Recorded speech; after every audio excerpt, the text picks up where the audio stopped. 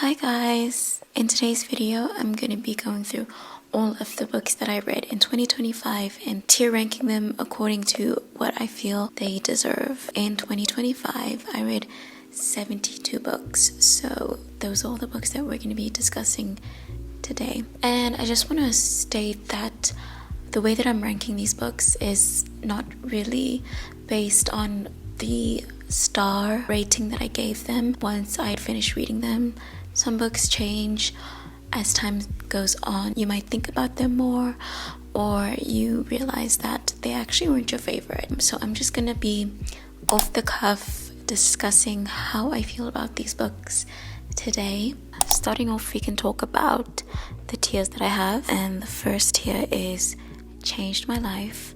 And as it sounds, it's a book that has impacted my life in a positive way, and I'm not the same person from when I read this book, and it's something that I hold near and dear to my heart and will probably reread many times into the future. And then next we have Love It, which just signifies I really enjoyed this book. It resonated with me. It spoke to me. It was a book that I very much enjoyed and I really loved. And the next level is Good, but it had some issues, and that's pretty self-explanatory. Just books that I thought were good, almost great, but that I have specific qualms with. And next we have Forgettable, which is just like, I don't remember a thing about this. Wasn't for me. It didn't make me feel happy to have read. It just wasn't a book for me. I probably could have gone without reading it. And then we have Disappointed Me, and that could be because I was super excited to read this book, or there's just hype around the book which got me excited about it. So those are books that were just disappointments, didn't meet my expectations. The last tier that we have is Should Have DNF'd. Pretty self-explanatory. The bottom of the barrel. The worst books that I read this year. So we're gonna get started, and this is actually the order in which I completed all my reads last year. So we get to go through my first to last reads and see where I place them. So first up we have A Little Life by Hanya Nakahara, and I'm actually rereading this book right now for my book club, but I really enjoyed this book. It was a frustrating read because of the characters, and it's not the most satisfying book to read, but I feel like I want to put this in Changed My Life, and that's just because the book just changed my life, and I have thought about this book and the characters and the events, the good and the bad, that happened in this book consistently throughout the year. And there are very few books that I've read that have that ability to stay in my mind for that long, and I very much appreciate that. Next up we have Open Water by Caleb Azuma Nelson, and this book had some of the best writing that I've ever read. It was a really beautiful read, but I'm gonna put it in Good, but it has some issues. I felt like the romance, I didn't enjoy the romance. It was portrayed and written in such a beautiful way, but the actions of the characters wasn't really landing or resonating for me, but I still enjoyed the beautiful writing. Next we have Ghost by Dolly Alderton. I think I'm gonna put this into Forgettable because I genuinely don't remember a lot of what happened in this book. I do remember the main premise, but I just also mainly remember not liking the main character, finding the story to be odd. People spoke about this book as if it was the most relatable book to read, given the whole era of dating apps and everything, and ghosting. But I just found the book to be very unrelatable, and I didn't enjoy it that much. Next we have Tomorrow, and I'm gonna put this in Love It because this was such a cozy read for me. I genuinely enjoyed this book.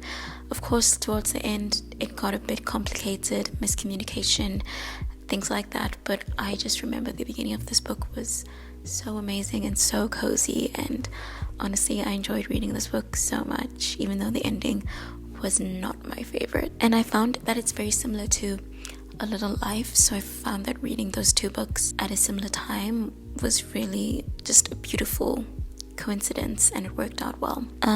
Next we have White Nights by Fyodor Dostoevsky, and I think I'm gonna put this in good, but it has some issues. I did enjoy the book, but I found the writing to be very long-winded and very difficult. It was not an easy read for me, but outside of that, I really loved the character, and I loved the idea of a dreamer, and of course, like, multiple aspects of the story, the soul-crushing yearning. I related to that, and I liked that part of the story, but the writing was just not easiest for me. Next up, we have Days at the Morisaki bookshop. This book, I want to put it in, I'm like torn between forgettable and disappointed me, but I think I'll put it in forgettable because I don't remember much about this book. I just remember that for me the writing was so simplistic, and it just felt like a children's book in a way. It did not meet the expectation of what I thought it was going to be. It didn't feel cozy, it felt incredibly simple. So I just don't remember a thing about this. I remember very small moments in the book that I think were relatable or interesting, but all in all, not a memorable book for me. Next book I have is Emily Wilde's Encyclopedia of Faeries, and I'm gonna put this in, I want to say Love It for this one, because I did really like this book. I liked the exploration of folklore and the exploration of fairy. I loved how the book was written in this academic footnotes way, and I loved Emily's character. She was very prickly and controlling and kind of like awkward, not really sure how to handle herself in social situations. And I loved the romance. It wasn't overbearing and it wasn't out of the blue. It kind of grew on you through this kind of golden retriever black cat situation, and you know, he was very adamant.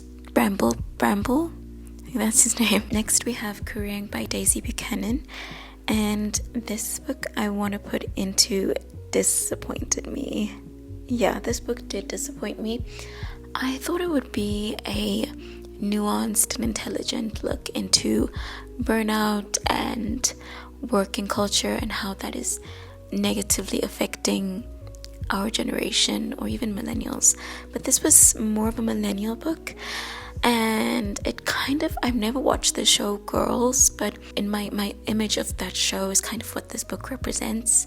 There was a lot of girl boss feminism in this book, which I just could not get behind. It was not for me. I didn't enjoy reading it, and yeah, I was so disappointed because I thought it would be a really fun look at how young people are just burning themselves out in our careers, but it didn't really go there. Next up, I have The Myth of Normal, and I think I'm going to put this one in good, but it has some issues. This book is a non-fiction book, which essentially is, wait, I just changed it to this portrait way, and I think it's so much better. Myth of Normal is a non-fiction book which is exploring trauma and how we end up carrying the trauma with us and how that affects us, and slightly into pathways of healing. And the book has a lot of information. I feel like it's an encyclopedia of sorts, and in a sense the information is good, but it's also bad because there's just too much information for one book, and it covers so many topics that it can kind of start to feel disoriented and confusing towards the end.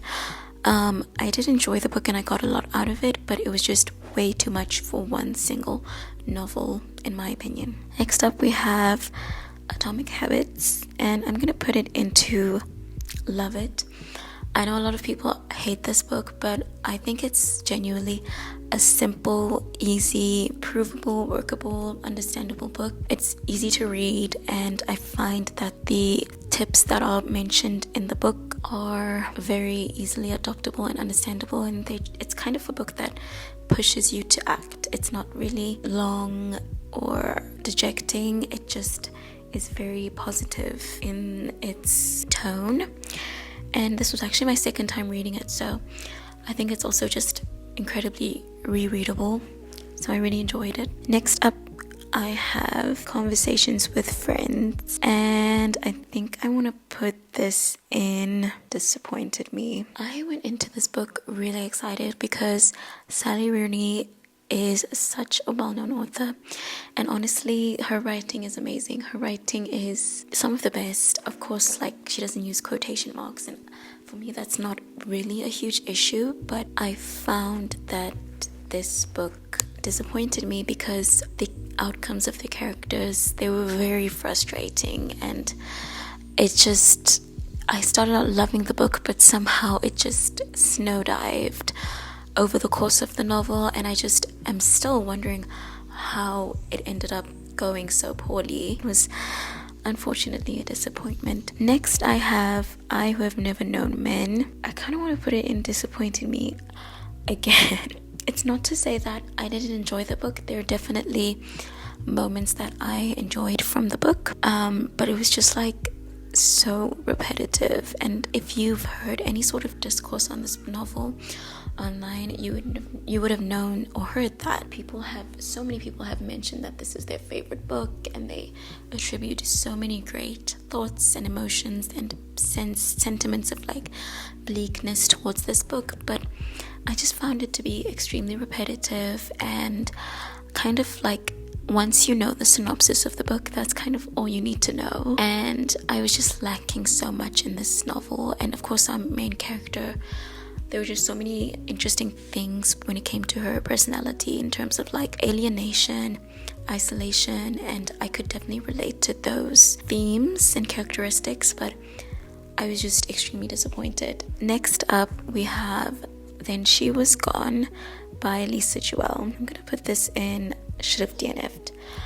And the reason why I feel this way is because I personally didn't want to read this book. It was a book club pick.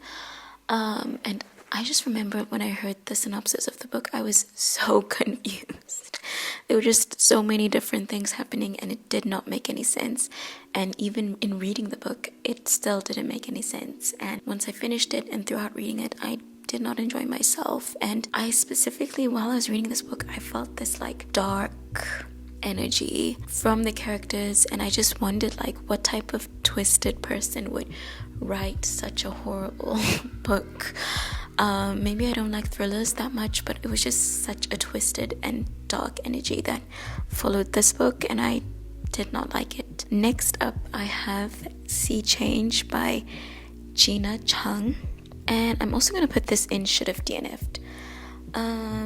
This book was very hard to read, very repetitive, and our main character was incredibly annoying. She really lacked growth, and a lot of the elements in the book didn't feel like they had any ground, or even like they were tied to anything. It just felt like a very long story that didn't have any sort of cohesive meaning towards the end of it. It was an insufferable main character, and the elements of the story didn't really add up to much for me, so I just didn't have a good reading experience with this book. Next up, I have The Secret Lives of Baba Segi's Wives, and I'm gonna put this into Love It. I really, really, really loved this book.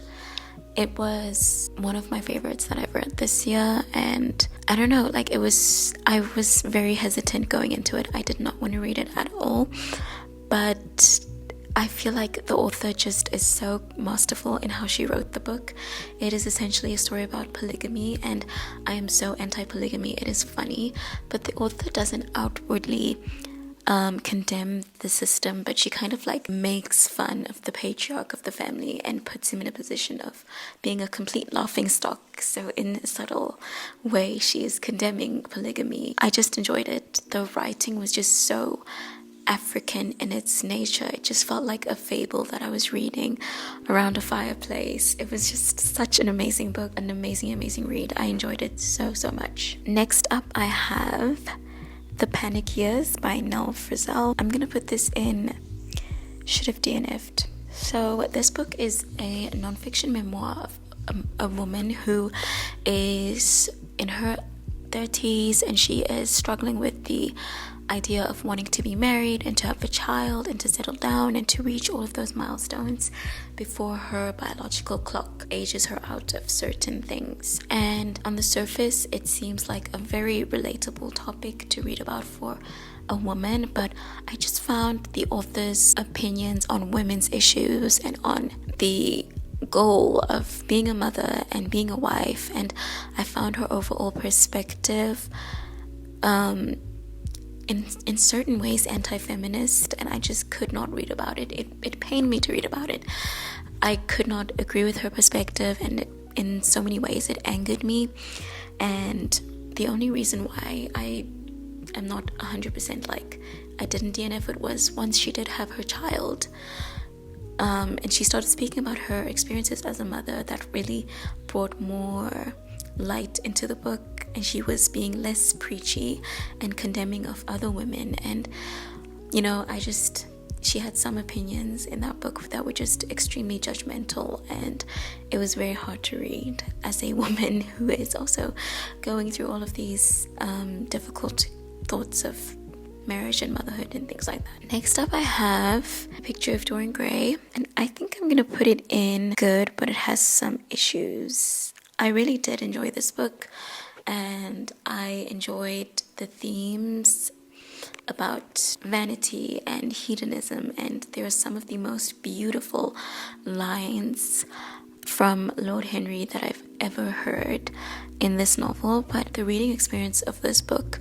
was not easy for me. There were just some chapters and passages that were just like extremely hard to get through, and they were very long-winded, and they were just list upon list upon list, and I just remember like banging my head against the wall thinking, when is this going to be over? But then it would turn over into another moment of absolute genius. So it was just like such an up and down for me, but genuinely overall I loved the book, but I did have issues. Then I have A Lover's Discourse by Xiaolu Gu, and I'm gonna put this in forgettable.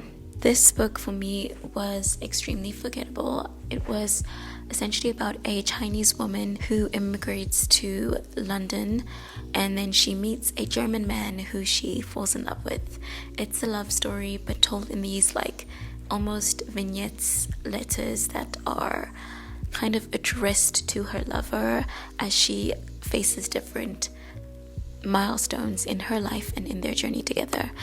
And honestly, it didn't really do much for me. It was not the most memorable. It just fell flat overall. Nothing really stood out for me, unfortunately, in this book. It did have an interesting format, but that's about it. Next, I have All's Well by Mona Awad. I'm gonna put this in Love It, because I really did love this book. I loved it. It was extremely Shakespearean, and I loved that. It was such a fever dream. It was a woman's descent into madness, and honestly, I had the best time reading this book. It was extremely fun, and it was wacky and crazy and audacious, and my brand of crazy. I loved the book. I'm just laughing right now because it was just such a great experience. The reason why I wouldn't put it in to change my life is probably because it was a dense read. It was very, very dense. I enjoyed it a lot, but it was quite dense. So I think I'm going to keep it at Loved It. Next, I have Surrounded by Idiots, and I think I want to put this in Forgettable. I think that's fair because it is a good book, and there were like personality traits and sort of characteristics and things like that, but in terms of like shaping my own personality or shaping my habits, it's not really something that I would turn to again, because I feel like it was all very reductionist in terms of like giving all personalities that everybody has 4 different labels, and yes, you can mix and mesh and be a combination, but I just really like the concept of the book, and the characterization was not memorable or helpful. It was helpful, but it wasn't anything that I would feel the need to turn to after discovering it, reading about it the first time. Next, I have Stitches by Junji Ito. I'm gonna put this one in Forgettable. And this is a collection of Japanese haunted stories along with beautiful illustrations, and the illustrations were amazing, but the stories were not scary, they were not memorable, they were extremely forgettable and very short. They didn't really hit anything, and they honestly didn't scare me at all. The illustrations were amazing, but the stories themselves were extremely lackluster. Next, we have Babel by R.F. Kuang, and I think I'm gonna put this into Love It. I really enjoyed this book. When I read it, I was just extremely engulfed in the idea of translation and the magic system and the fantasy of it. It was one of the best books that I've read this year. It is so deeply and unapologetically political, and I enjoy that. I enjoy books that are not afraid to say what they mean to say and to not really care about the comfort of society and just put their message out there in such a strong way. And honestly, it was a really amazing read. Like, I remember from the first chapter, I was emotionally captured by the story, and it was definitely one of the best books I've read this year. I just felt like the ending felt very rushed, and it got to a certain point where I wasn't enjoying it. Overall, I thought it was such an amazing book. Next, I have If He Had Been With Me, and I'm gonna put this in Should Have DNF'd. The reason why is... Okay, let's start with what this book is. This is a high school romance, which is one of the most frustrating books I've ever read in my entire life. I'm not going to spoil it, but it was just a horrible read. The writing was juvenile, to say the least. It was not at all interesting, and the ending was just the most unsatisfying book ever. It's kind of like the sort of book that someone would pick up when they're like, I don't want to think, but I just want to feel sad for no reason, just like waste all my time just to feel sad at the end of it. And that's just my least favorite thing. It feels so cheap to just kind of try to package a certain ending without the right set up for it. That annoys me. Like, if bad things need to happen, they should happen, but in a way that makes narrative sense. And this book just was like shock value, and I didn't enjoy that. Next up, we have Days of Abandonment by Elena Ferrante. And this book I'm going to put into Changed My Life, I think. And this novel is basically following a woman whose husband has cheated on her, and she now has to reckon with that while still having to care for her 2 children in an oppressively hot summer, and she kind of spirals into this state of delirium and madness. And I loved this book. I need to go back to this book.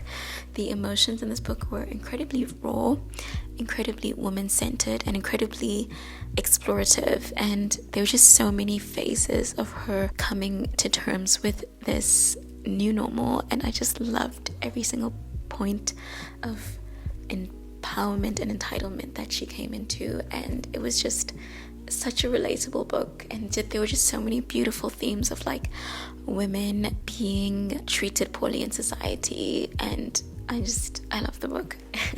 So many good things to think about. I need to go back to that book, but yeah, amazing. Next up, I have Crime and Punishment by Fyodor Dostoevsky. I want to say good, but it had some issues. It was such a long book, and it took so much of me to read this book, and it was a very difficult book to read. I feel like the book took place over, say, a few weeks, a few months of Raskolnikov's life, but Dostoevsky is such a detailed writer that you are literally embedded into his mind, into his mental state, and a single day, a single hour, a single minute in Dostoevsky's words will be stretched. I struggled with reading this book, and I think I do have to turn to it again in the future, because I feel like there's still meaning that I need to glean, and I think it's a difficult read. It's not a bad book in any sense of the word, but it's difficult, and I need to prepare myself and to go back at it with a different approach. But I did enjoy it. It was funny. heartwarming, emotional, profound, and like the premise of the book, the entire question behind Raskolnikov's actions, we get to much later in the book. But I think that Russian literature is its own beast, and you need to be 100% prepared for that. Next we have The Secret History by Donna Tartt, and I'm gonna put this in changed my life, because it changed my life. And I read this book, and from the first chapter, from the first page, I knew that I would love this book. It was absolutely syntactic sugar. It was amazing. It was beautiful. It was a delight. It was a treat. It was thrilling. It was insightful. It was like, I felt like I was being led into a secret cult, and I just wanted to, I felt like I was Richard. I wanted to do right by them. I wanted to impress them. I wanted to say the right things and do the right things and act in the right way. This book is so immersive. It's so well written. It is one of the best books that I've ever read and changed my life. Next up we have Catcher in the Rye by J.D. Salinger, and I think I'm gonna put this under disappointed me. I heard so many people talk about this novel as one of their favorite classics, and Holden's character particularly, and like, I feel like I understand everything that Holden is meant to represent in terms of like his grief and his trauma that he suffered and everything, but I just really found it hard to connect to him as a character. And I loved the way that it was written. It was extremely easy to read, and I don't know, I found it really hard to, in spite of knowing everything that I know about Holden, there still was this blockage for me in truly enjoying the book. So it was a disappointment, because it was just so hyped up for me, and I was so excited to read it as well. But yeah, I just don't think the book was for me. Next up we have Rebecca by Daphne du Maurier, and I'm gonna put it in Love It. I really, really liked this book. First of all, I love our unnamed narrator. I relate to her so much, so it felt like I was reading about myself. Of course, I'm not in Monte Carlo. I'm not in Monte Carlo being whisked around by a rich, wealthy widower. No, that's not happening to me, but her personality and her demeanor is so similar to me. Her anxieties, her thoughts are just like the same thoughts that I would have myself, but beyond our narrator. I just love the tension and the gothic element, the haunting. I had actually watched the Netflix adaptation before I read this book, and still, it was an amazing read. And honestly, the reason why I didn't put it in Change My Life is, once again, it was incredibly dense. It was such a dense read, but I really enjoyed it. The density just for me took away from it a tiny bit. So next we have Solitude by Anthony Storr. I'm gonna put this in Love It. This is essentially a non-fiction work which looks into or asks the question of, is the prescribed amount of human connection necessary for every single person in the world? So he essentially looks through great thinkers of our time, philosophers, politicians, artists, psychologists. So he looks at all of these amazing people and have had notoriously strange relationships, or notoriously have lived in solitude whilst achieving great things in the world. And he questions whether relationships and to what degree are necessary for success, intellectual thought in the world. And it was probably one of the best books that I've ever read. Some of the most amazing quotes, and just so well put together. An amazingly interesting non-fiction work for me. The only issue that I would have is that obviously this book was written in the 80s, and because of that, the characters which he chooses to engage with are mostly Caucasian, and they are also mostly male. So there's just no representation amongst thinkers of other genders and races. So I think that was just my gripe with the novel. Next up we have Swimming in the Dark by Thomas Jodorowsky, and this book, I want to put it into good, but it has some issues. I really did like this book. It is a maybe coming of age where a man comes into his sexuality as a gay man living in Poland after the Berlin Wall has fallen, So going through social inequity, resource cuts, and just poverty, but still a story of exploration and love and desire. And I really enjoyed this. I found it in the beginning a bit hard to read, but towards the end we kind of get to a point of more enjoyment in the story, and I kind of got into the flow of things a bit later into the book, but towards the end I really enjoyed it, and I loved the themes that were put through, and kind of like how the love wasn't one-dimensional and it had its own body and its own quality to it. And the ending of this book was just extremely beautiful for me. Next up I have The Guest List by Lucy Foley, and this is a thriller, and I'm going to put it in good but has some issues. This is a thriller novel that follows the wedding of a very uppity woman. It's like a whodunit situation. In the end, it was kind of like all of these interesting and confounding situations pointed to the perpetrator. It was good, but I don't know, I'm not really a thriller person, so I enjoyed it. It was easy to read. It just didn't hit the mark in that way for me. And next we have The Woman Destroyed, and that is, I'm gonna put this one in, oh, this is so sad, but disappointed me. I just know that everybody was hyping this book up as a sort of like feminist reckoning, female rage, like the ultimate must read for feminist fiction. And I thought that the themes explored in the book about like aging women and relationships and patriarchy was interesting, and it is a story that needs to be told and it should be explored, but I just found that the execution of it was not that interesting, and they were just, even the title story, I feel like I did understand it, and I understood like the despair and the pain and the psychosis of it, but it wasn't something that I don't know, I feel like I was just more hyped up for it than what it turned out to be. Then the next one that I have is Hood Feminism, and I think I want to put this in disappointed me again. This book is so well known, like the title in itself is just like synonymous, like everybody knows it, and it's a non-fiction work about exploring different ways in which feminism needs to be adjusted, or how the patriarchy and racism, misogynoir affects black women, specifically African American black women.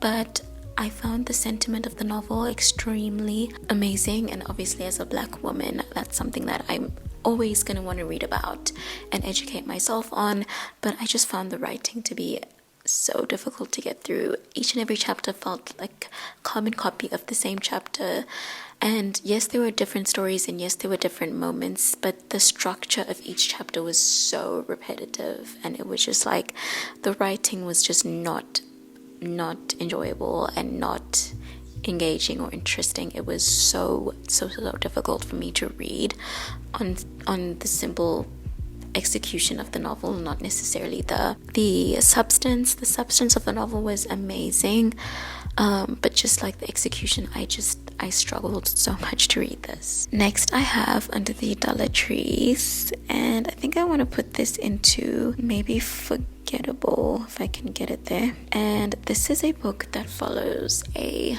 young girl who is struggling through her sexuality in Nigeria, and it's kind of like a long story that follows her from her youth up until the future, when Nigeria passes a law that is effectively banning gay marriage, and sort of prosecuting it with either the death penalty or some sort of very stringent penalty. The novel itself, I don't know, it wasn't one of my favorites, and everything felt very disconnected. Like the religious aspect was there, but it felt very, I don't know, like potent in a very uninteresting way. I mean, there were certain moments of definitely emotional elements, but it just didn't feel like a very cohesive or enjoyable work for me. Next I have The Memory Police by Yoko Ogawa. I'm gonna put this in loved it. And this book essentially is a dystopian novel which is following a woman who is living under the regime of the memory police that essentially disappear items in society in a very random and controlled way, and the citizens of the town are forced to accept this, and they actually begin to lose every single working concept of the items that have been disappeared. And I found this novel to be extremely potent and extremely beautiful, and in reading it I did feel bored, but like when I got to the end, I just found the idea of the novel and the entire body of it, and the ending was amazing for me. I found that it's just stuck with me, and when I think back on this novel, I'm just like, it's such a beautiful book, and the meaning of the novel is it's up to your own self to decipher and to infer, but I've put my own meaning that holds a lot for me. Next up, I have 1984, and I think I want to put this in Changed My Life. So this book requires no introduction. It is George Orwell's magnum opus, and it is the story about Winston and the living in a world that is controlled by the thought police, and with the different ministries of control that exist in the society. And honestly, this book was incredibly engulfing. Like, I found it so meta and so much of a mind trick. Like, you really don't know where it's going, and you're kind of hopeful, and like you get your hopes up and down and round and round, and it's just like such an amazing book. And there's so much that has gone into the mechanics of this novel, like the newspeak on its own, the language, and the idea of reduction of language. So many beautiful ideas of control put in this novel, and when I think about this book, I just get extremely excited. And next I have The Yearning, and I think I want to put it in good, but it has some issues. And this is a South African novel which is following a woman who is following the call placed upon her life. She's kind of dealing with a circumstance which is causing her to exist outside of herself, outside of her norm, and she's kind of finding a way to get to the truth of what is causing her to suffer. I thought it was good. I really enjoyed the twist ending. I did not see that coming, and yeah, I feel like the writing was just not my favorite. It wasn't the best written work that I've ever read. Next I have East of Eden by John Steinbeck, and you don't even have to ask, it is going in Changed My Life.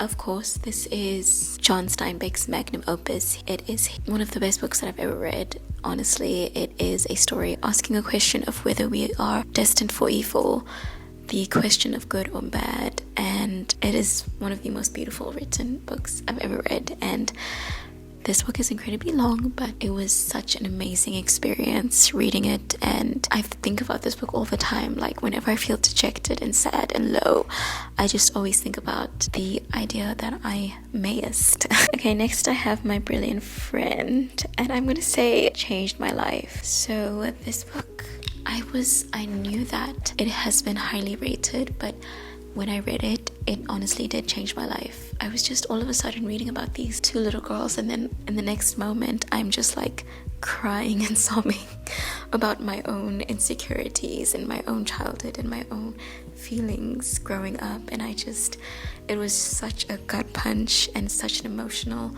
read. And this book really gets to the nitty gritty of the human experience as a young girl, as a woman, and it is painfully relatable. But yeah. Okay, next I have The Spy, and I think I want to put this in forgettable. Let's put it in forgettable. There were things in this book that made me angry and upsetting. I'm not going to say that I was excited to read about it, but I had heard of Mati Hara before, but I just felt like the way that she was written, and this is not against her, it's more about how her story was told. It was written from a very patriarchal lens, and I felt like her character as a woman was reduced into some of the worst elements, and she was written that way as well, but also like her appropriation of Indonesian women as a fully Dutch woman. I didn't enjoy that. I didn't enjoy the exotification of that. There were just things that I didn't enjoy in the book, and the writing was also just not my favorite. Entirely forgettable for me. Next I have The Will of the Many, and I'm gonna put this in Love It. I read this book, and yeah, I do have some issues with it, but I just loved Viz, and I read the book at a moment when I needed that sort of like motivation to keep going, motivation to be like, you are the underdog, you're in an underdog position, but you need to step up and keep going, and society has its boot on your neck, but you need to like push through it. And this book, just for coming to me and at that moment in my life when I needed that messaging so much, was amazing. And also just the magic system, that's the one thing, is like, I did enjoy the idea of hierarchical system and like dystopian and things like that, but the magic system was so vague. Even towards the end, I'm just like, what is happening? What are we doing? How is this being powered? And that was the one thing that I just wish we got more clarity on, was just the magic. Next up I have Lost Sin Eaters by Francine Rivers, and I'm gonna put this in Should Have DNF'd. This novel is a Christian folk story about the ancient Welsh belief of sin eating, and yeah, I don't know, I don't want to talk about it too much.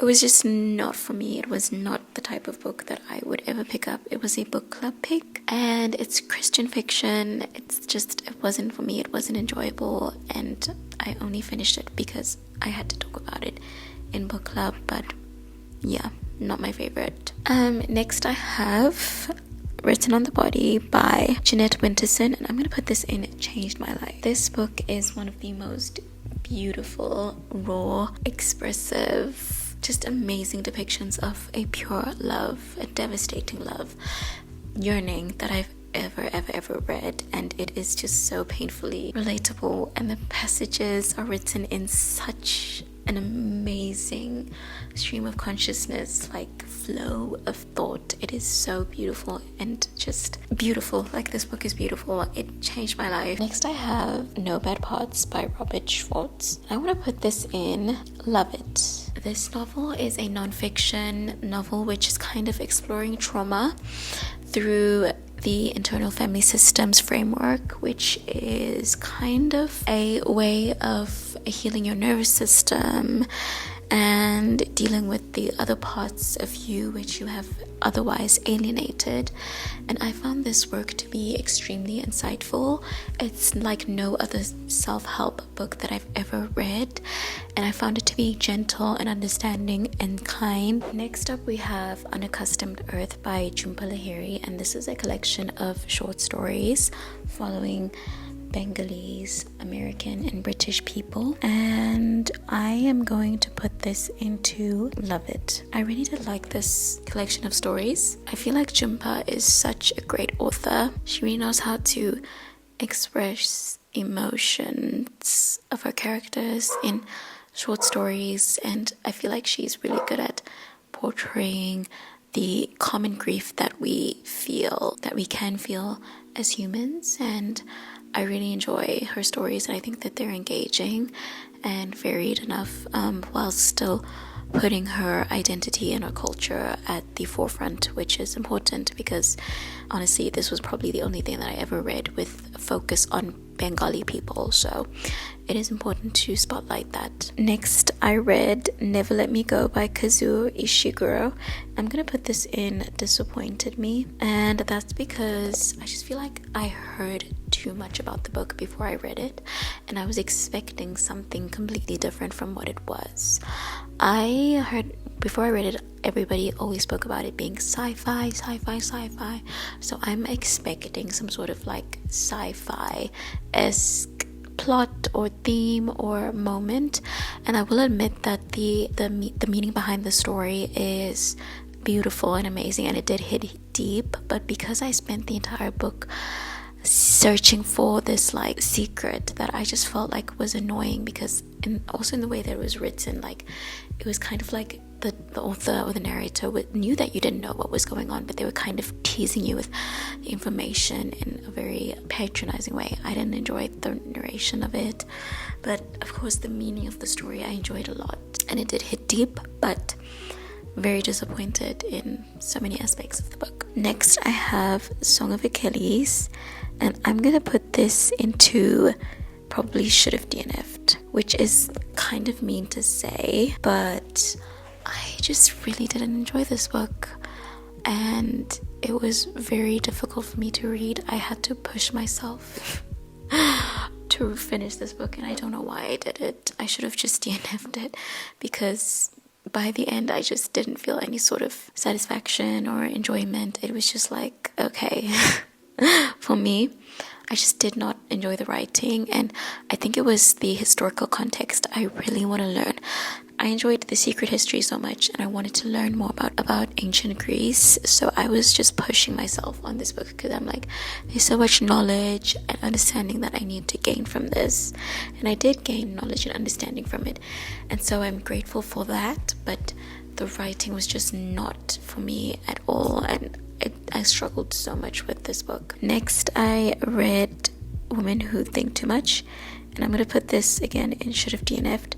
I actually did DNF this book, but I feel like I read enough of it to talk about it, so it's just, I felt like it was incredibly misogynistic. It's an old book written in the early 2000s, so it just had an outdated view of mental health, of women, of all of those things. It was just like incredibly misogynistic, and just not the type of book that I would recommend to anyone in this decade. Next I read Yellowface, and I think I'll put it in good, but it had some issues. I think it was a good book, and it did discuss essentially important things about erasure and erasure in media and things like that, but I didn't really enjoy the ending. I think that it felt very juvenile in some points. The writing also did feel juvenile. The emotion wasn't really there for me, and also just like the ending just felt so Scooby-Doo. It was insane. I didn't like that, and it just didn't feel like an adequate ending to the important themes that she was discussing. So yeah, just a lot of issues, but also an important work. Next I have Brave New World. I'm gonna put it in love it. This is a dystopian novel again, but it is focused on excess instead of monitoring. There is still monitoring and surveillance, and people are expected to conform to certain roles, but society also numbs you down in order to keep you docile. And there's just like commentary on the idea of savages and savagery and freedom, and I just really enjoyed a lot of the commentary. I thought the story was compulsively readable, and I enjoyed it a lot. It did not feel like a book that was written almost 100 years ago. So next I have Nausea by Jean-Paul Sartre, and I'm gonna put this in loved it again. This was my first foray into existentialist philosophy, and I really, really enjoyed this book. There are some moments and some quotes and some lines in this book that I refer back to even to this day, because they're just so beautiful and so encompassing of the existentialism that can occur from just being a human. It was, I feel like there were moments where the story did feel quite long and dragged, but I really, really, really enjoyed this book, and it had some of the most amazingly absurd, not absurd, but just like, it just makes you really worry. Next I have Tuesdays with Morrie. I think I want to put this in good, but it has some issues. I did like it. I really liked it. I felt like the book, it was very short, and it was able to immediately hook you emotionally. Like, I was on like the 10th page and I felt like crying, but in the end it did feel a bit cliche, a bit hallmarky, a bit, welcome cardy. Like, it just had tidbits here and there that just felt a bit like, not really delving into the depth of human experience, but just like surface level learnings that you should adhere to or think about as a person. But it was a good book, and I enjoyed Morrie's attitude and his way of seeing the world. That was beautiful to read about. Next I have The Story of a New Name by Elena Ferrante, and I'm just gonna put this in Change My Life. And similar to what I said about My Brilliant Friend, Elena Ferrante is just an amazing author who is able to package so much of the human experience into the most seemingly unaware language, and you'll just find yourself hunched over crying. And I really enjoyed this book. Emotionally relevant, emotionally reverent, and painful, extremely painful. Next I have Girl by Kenya Hunt, and I think I'm gonna put this in Love It. So this is a story about essays on Black womanhood, and it was just amazingly written and amazingly relevant, amazingly nostalgic. Sometimes when I read books that are like set in certain periods of time, I feel like they're too tropey or just like filled with moments of that time, too cliche for that time. But this book really reminisced in such a beautiful and interesting way. Okay, next we have Pachinko by Minjin Lee, and I'm putting this in Love It. I really enjoyed this book. This book is obviously well known and so many people talk about it, and it really was amazing. It was an amazing read. Emotionally, I loved some of the things that were said, so beautifully written. I feel like it didn't punch me to the point of being change my life level, but it was still such an amazing book, and I definitely learned a lot about Japan and Korea and history, but also felt emotionally connected to the characters, so I quite enjoyed it. Next we have Grapes of Wrath. I'm gonna put it in Loved It. This book was very hard for me to read for so many reasons. It's very long. The accents, it was incredibly hard to read. The technical nature of it, and kind of placed very firmly in the time period that it was set in. So like the machinery and the everything that was in the book was very much a product of that time, and so I struggled a lot with it. It was a hard read, it was a difficult read, but it was worthwhile, and the themes and the politics of it was incredible, and the idea of family in this book. It was just such a good book, honestly a very, very good book, but once again, like Crime and Punishment, a difficult read. Next we have Girl, Woman, Other, and I think I want to put it into good, but it had some issues. It was an interesting book, and there were some stories. It follows essentially like 10 to 12, I'm not quite sure, different stories about Black women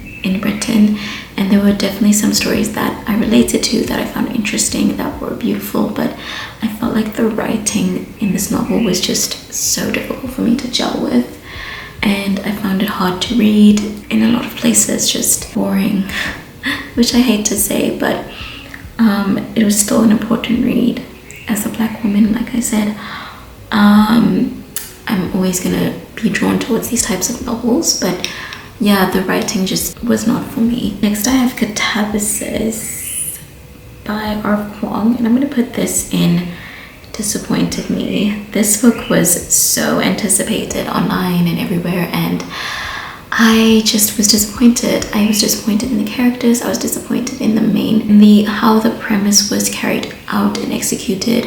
I was disappointed in how. It was just a big disappointment for me. I think I read Babel and I was expecting to be blown away in that similar way, but there were aspects that I liked about it. The philosophy, the logic, the magic system. I wish we went more into the magic system, but I just found the plot and the structure and the story itself just to be boring, and I had to force myself to read it, unfortunately. Next I have Family Upstairs by Lisa Jewell, and I'm gonna put this into Should Have DNF'd. And I just found The Family Upstairs to be lackluster, and I didn't really engage with the story much. It just felt like a nothing burger, and I could have done without reading it, but it was a book club pick, so I had to finish it, but I genuinely didn't enjoy it. Next we have The House on Mango Street. I'm gonna put it in Love It. I really enjoyed the small vignettes about the the Esperanza in the neighborhood. I love that there was like a theme of female empowerment throughout the book. And once again, this was a difficult book that I read because I had read it in Spanish, so I had just like done something that I've always wanted to do, achieved that, and that meant a lot to me, so I loved it for that learning experience as well. Then I have Monstrilio, and I'm gonna put this in loved it again.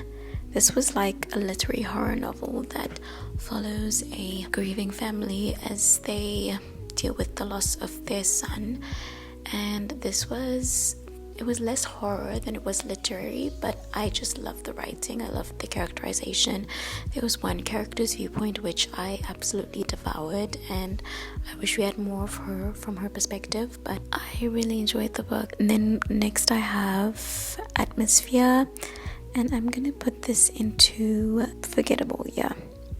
So this is one of the Goodreads Choice Award winning novels for last year. And I just found that the story was not really written in a way that I like. It was very dialogue heavy, and it felt like a movie script over a proper book. And I don't know, I just like the first chapter of the novel was amazing and beautiful, but then after that it just kind of fell in my estimation of it. And I don't know, I just felt like there were so many elements that didn't really tie together in the book, and it's not something that I would ever think about. Like it's just one of those cases similar to If You Had Been With Me, where the narrative sense of the novel is completely lost and we're just doing things for shock value. Next I have Slaughterhouse-5, and I'm gonna put this in love it. This book was incredibly kooky, incredibly weird, incredibly like nothing I've ever read before, but I feel like the crazy writing really reflected the character and what the author was trying to put out. There were definitely instances of misogyny in the novel that really took that down for me, but it was such an amazing and interesting novel that I've never read anything like it, and it had such an important message on anti-war. It was a really good read. Next I have Tender as the Flesh. This is hard. I feel like I want to put it in Changed My Life, so let's put it there. So this is a dystopian novel which is following a society where humans are cannibals, and it just has all of the right elements of like dystopian, but it's also it talks about the patriarchy and leaves you with enough in your belly to where you can like think about the rest without needing to be fed the rest of the story. I just found that it was a really well written novel, super readable, but it just touched on really important themes in a very interesting way. Next up I have Love in Other Words by Christina Lauren.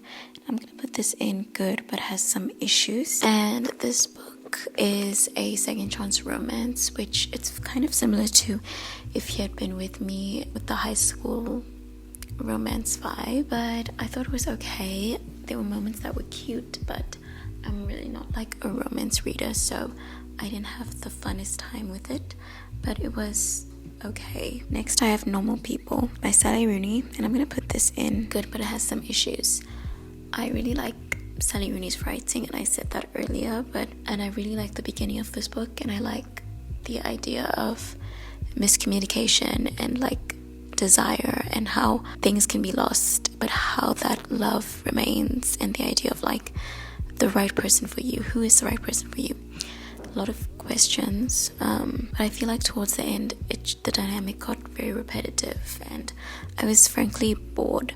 So next I have Kairos by Jenny Urbanbeck, and I'm gonna put this in loved it. So this book, I read it recently, and it was extremely dense, but like it was so unique in its writing style, and I loved how it felt like a conversation. You weren't really like in one character's perspective or another. The narrator just kind of intermingled between them, and I just loved how it was written. It was beautiful. There was a lot of circling back in the writing, and I just enjoy that method. It feels very profound. Then I have Joan Didion's Year of Magical Thinking, and I'm gonna give this good, but it had some issues. I feel like I related to the idea of magical thinking and the many different ways that our minds can trick us.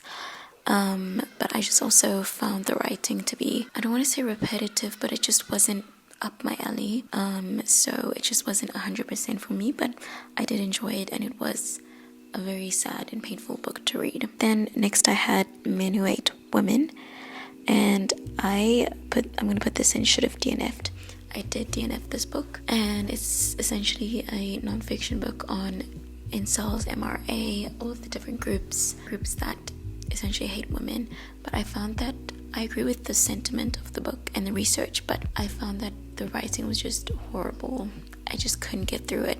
It was so repetitive in the chapters, and just it felt tedious and painful to read, so I had to put it down for my own sanity. And next I have Second Place by Rachel Cusk.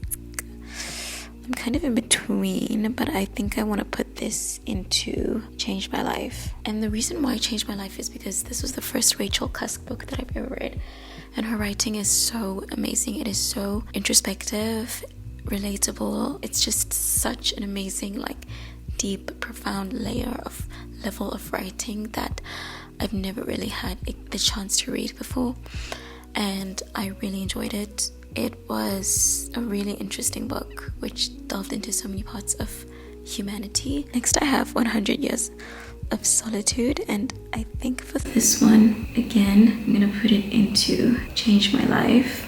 I recently read this book. I really loved it. It was so kooky, it was so magically real, but it just kind of spoke to a primal or maybe inner human part of me. The writing in some instances was just absolutely feverish, and you just want to devour it. But there were just so many beautiful moments of history and truth and pain and suffering and family in this book. Just kooky, crazy, lovely, sensual, such an amazing book. And then the next last book that I have is The Metamorphasis by Franz Kafka, and I'm gonna put it in Love It. So this novel is about a man who wakes up as a bug, and we are essentially following him through the changes that he has to go through and the changes that his family goes through due to his sudden metamorphosis. And this book was very sad. It was a very sad story, and I didn't expect to feel this much for a bug. And I think that Kafka writes in a way focusing a lot on isolation, on alienation, on absurdism. So the absurdity of being a bug, of being a pest. But I'm not gonna get into my entire review of it. I'll just put it out there that it was such an amazing book, and I very much enjoyed reading it. So yeah, 700 hours later, this is my final list. And thank you so much for watching this video. I really enjoyed challenging myself to read these 72 books. I hope that I can read the same, if not more, this year. And all in all, I think I had more good than bad. But thank you so much for watching, and I will catch you in my next video. Bye.